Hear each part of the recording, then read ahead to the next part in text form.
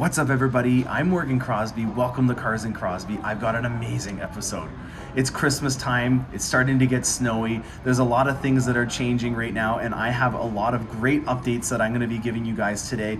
We're going to go through an exciting package that just came in the mail for me. We're also going to be going to see some old friends to design a set of rims, and then we're also going to talk about some production things that are going on in the news right now for Corvettes.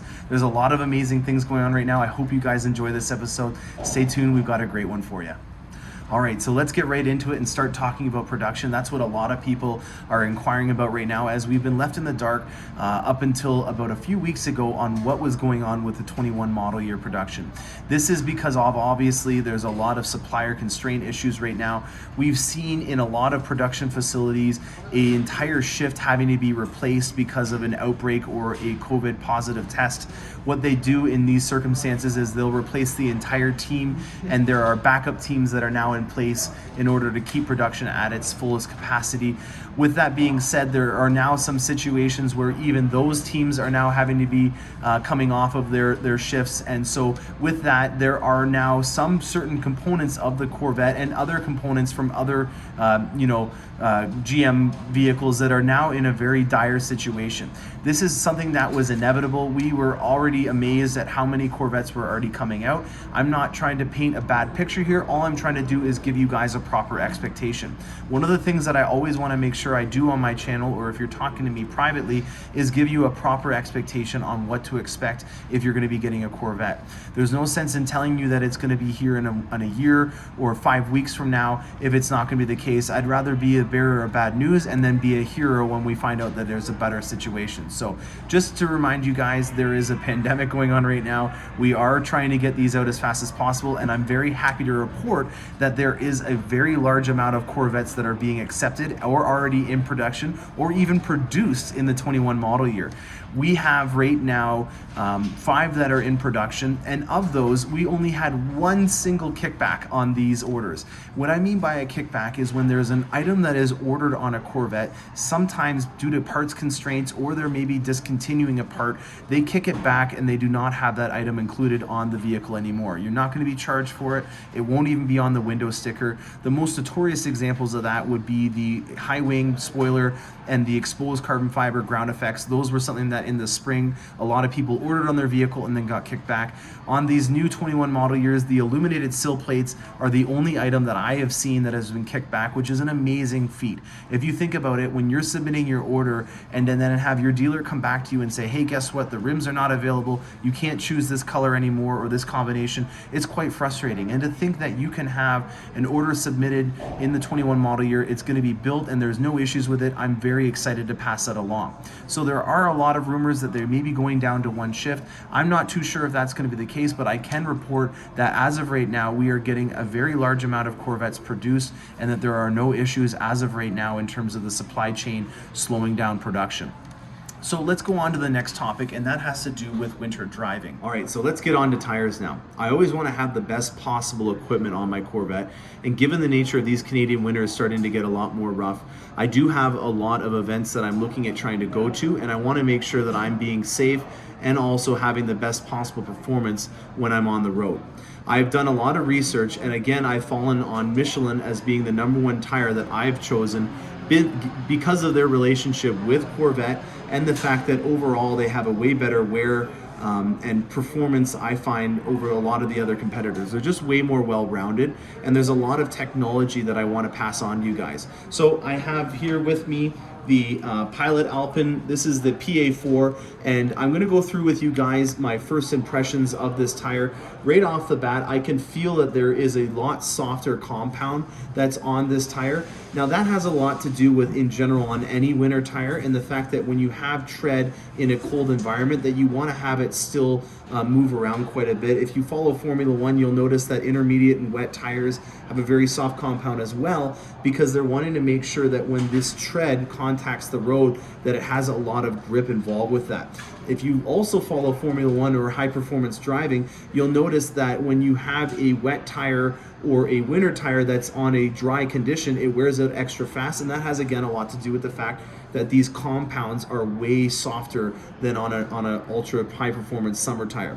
It's kind of funny how the ultra high performance summer tire in the cold conditions will wear out aggressively, and the same could be said with these winter tires. Now you'll notice that the sipes and the tread design on this specific tire is very aggressive. There is a lot of gaps inside of here that are going to help out in filtering out all the snow and slush and weather that we have coming about. I'm very excited to learn more about these tire compounds, and we will be doing a more in-depth look at these tires after they're installed. Phil's going to be doing the installation today, so we're going to go through with that.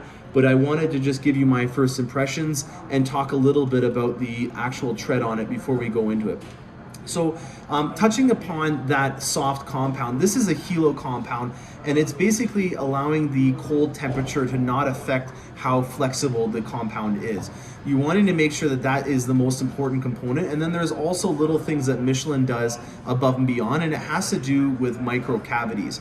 The actual compound that Michelin has created for this tire is very rough if you looked at it underneath a microscope, and that is because they want to have these little cavities that can have a rough surface so that slush and ice and snow can get stuck to it, and that's going to improve the grip. They're saying that with these 3D sipes that are on here and that micro surface that's all rough, that it's going to improve the performance in acceleration by about 10%, and that the braking and handling is going to be about a 5% improvement over a regular tire. So I'm excited to put these to the test and see how they perform.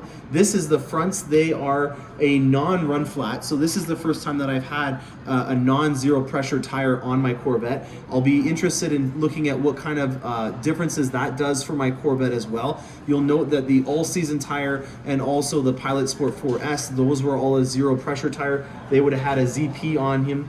These are not a zero pressure tire, so that is something that I also want to note. I've gone ahead and made sure that I have an additional set of tire pressure monitors for my winter set as well, as that is another thing that you want to make sure that you have on your tire, especially if it is not a run flat. Now on the back, which are my 305s, you'll notice that the tread pattern is completely different than the front. That is another thing that I'm going to do a little bit more research in talking to the Michelin engineers. I want to get the logic behind why these tread designs are so different. You'll notice that there's almost like a drainage pattern that's on the rear tires, whereas with the front ones, you're noticing that it's kind of more a directional arrow design that's on here. So this is really interesting stuff. I'm hoping that this will translate into some really safe performance on my Corvette. And if you guys are ready for this, we're going to show you what we did over at Alloy Wheel Specialists. All right, I'm at my friends from Alloy Wheel Specialist, and we thought that it would be a great idea to maybe liven up the winter set that I have for my Corvette. Instead of just using the Trident spokes that I've had from the summer, it's something that I've been working towards for a while and always having for my Corvette, and that's 2 sets of rims. There's 2 reasons why I want to do this. One of them has to do with the integrity of the sidewall. When you're taking off a zero pressure tire, you have to physically get it around the rim to have it seated so that it doesn't fall off when you're driving. And because of that, there is a lot of stress that you're putting on that sidewall of the tire when you take it on and off. It's always in your best interest, especially if you're doing track days or you are going to be doing something like me where I have 2 sets for winter season and then for summer season, to have them on separate rims. It's going to help out with the integrity of the tire, especially if you think that you may own this vehicle for, let's say, 3-4 years and you're taking it off every single time the season changed. That's 8 times that you're taking that tire off of the rim, and it's really not a process that you want to be doing, as it's very important that you do it properly, especially if you're going to be at a high rate of speed. You want to make sure that your tires are at the optimal performance level. So I had these tires on a client's vehicle when they got their Trident spoke rims, and I bought them off of them because they didn't really want to have that second set laying around, which is totally fine. I got these rims. These are the base rims from the Corvette, and you'll see that they have a split spoke design. One of the reasons why powder coating is such a great option if you are looking at getting your rims painted painted is because the powder coating process is a lot more thorough than an old school painting process. If you think about it, all these little intricate things like the Corvette in here, on the back of the rim, those are a lot of areas that take a lot of time to get done properly. But with the powder coating process, with it being statically charged on here, it's going to mean that it has a lot more thorough coverage, and it's an easier process in getting a nice high gloss shine on the vehicle's rims as well.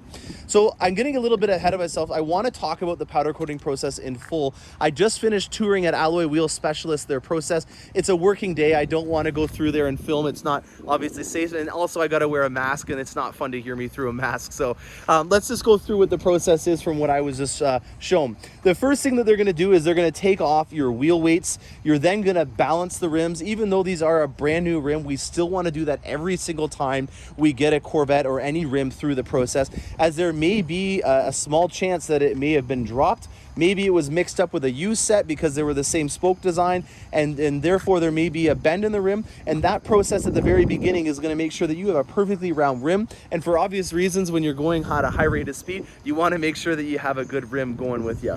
So the second process that they're going to do is they're going to mechanically strip, or not mechanically, they're going to chemically strip these rims. There's a silver finish that's on here that's painted on. They're going to be stripping that off with a chemical compound, and then after that they're going to put it into a process that looks kind of like a sandblasting machine, but they're using very small steel bearings, and this is going to make it so that you have a uniform finish throughout the entire rim, and it's going to really help out with areas like inside of where your lug nuts are and getting all of that compound off of there. It's important that at any process of this that you make sure it's got a perfectly clean surface when you're applying the new paint to the vehicle. Now the next thing that I learned about it is when they're applying this powder coat, it's actually a urethane or a polymer, similar to what you see in polyester actually. That to me was pretty remarkable. I did not think that it would be a plastic based paint that was in a powder coat. I always thought for some reason that it was kind of like pottery, where it was more of like an enamel finish when you're doing a ceramic. So very interesting to learn that when they're doing the powder coating process, when they put it into the kiln, what they're basically doing is they're evaporating certain components that were inside of these little plastic pellets and leaving behind a perfectly nice polyester finish in whatever color that you may desire. The other benefit, again, that I mentioned earlier was that it is in a higher gloss finish. If you are painting it, you can get the same kind of finish, but it does take a lot more time to be done. So I'm very excited to see how these things turns out. I'm confident that these boys at Alloy Wheel Specialists are going to give us a cool little surprise. I've told them a couple of things that I wanted to maybe get done, and I'm excited to see how it turns out. So we're going to come back and pick these up in a few days, and we're going to also go back and learn more about the winterization and also the tire applications and what we can do with these winter Alpine tires. All right, I'm in the shop. Phil's doing what he does best. He's putting together another set of tires for the Corvette. You're going to get your first look at the rims that I've designed for my Corvette. I hope you guys enjoy. Phil, your first impressions of these tires and rims, what do you think? They certainly are different from what I'm used to seeing for a winter tire. I kind of like them. Like, they're obviously pretty aggressive, and I'm curious to see how they work once we get them on the car.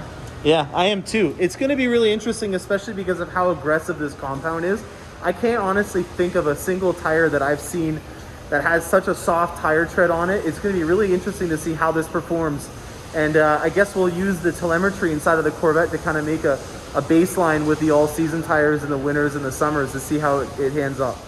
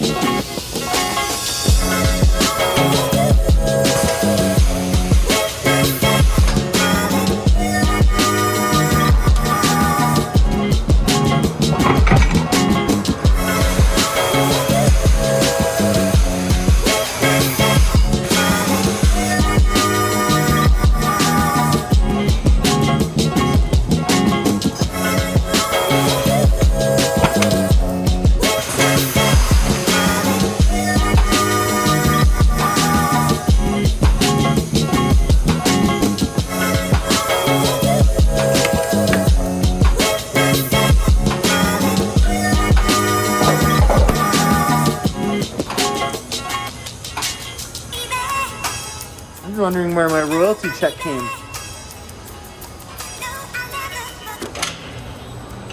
Phil, is there anything you want to point out about these tires that may be different from other installations? So these tires have an inside and outside. They're marked outside here, and on the backside will be marked inside. And if you look at the present tire, it's not obvious that it's a directional tire compared to the rear ones where they are obvious. It's almost like an arrow. Yeah, that is pretty interesting. That would be kind of interesting to think if you accidentally put it on the opposite way, what that would do for the performance. Obviously, I'm not going to try that out, but it's interesting to think that you got to be aware of that kind of stuff if you're putting your tires on yourself. All right, so Phil has just finished up in balancing the tires, and what he's doing right now is he's just making sure that the surface for what the rim is going to be attached to on the hub is perfectly clean. You notice that the last time Phil already prepped the surfaces when we were putting our all seasons on. That's essentially what he's doing on here, just making sure there's no overspray. Now, a couple of other things, you'll notice again how less aggressive these are over the all seasons. There's some pretty cool things that I also found in terms of Easter eggs. There's little Michelin men that are here in the tires. I don't know if you guys can see that, but there's a little Michelin man right there. Just a cool little Easter egg to find on these tires. Now, when I originally got my Corvette, I ordered these black lug nuts, and we didn't put them on because we thought that the contrast on these tread-in spokes would look pretty cool.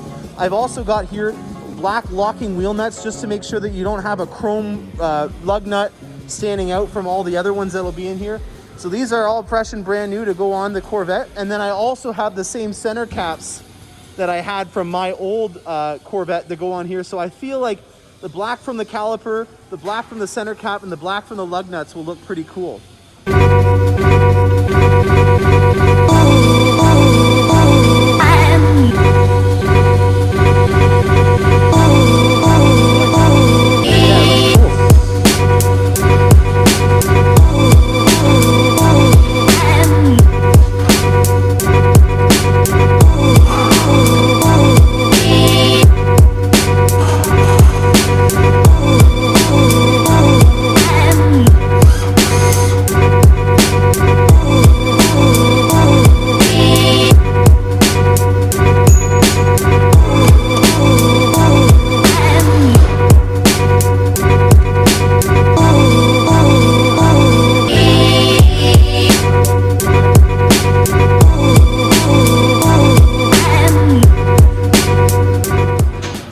What's the last piece of the pie that we got today? I just gotta relearn sensors to the car. And what I do, if you just look on there, we just go to tire pressure, relearn, push and hold.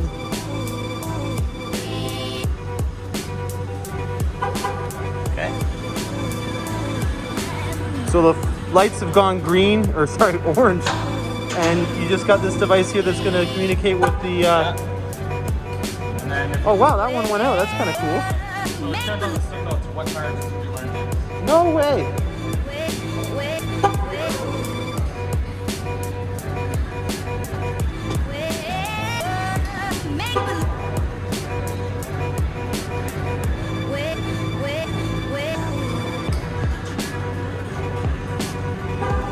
Right on. Very cool. So that double honk at the end lets you know that it's been done right? Yep.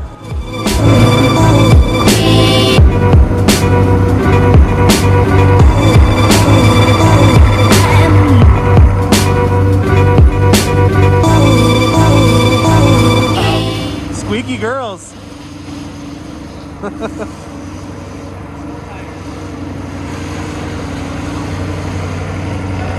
All right, so that brings us to the end of today's episode. I hope you guys enjoyed that. I've got lots of adventures coming up very soon with these new winter tires. Bill has lots of adventures with us in terms of modifications that are going to be coming about. I hope you guys enjoyed this episode, and if you can do it, hit the subscribe button and that like button as well, making sure that I can continue to make great content and you guys can get notified when I do it. Thanks a lot and have a great day.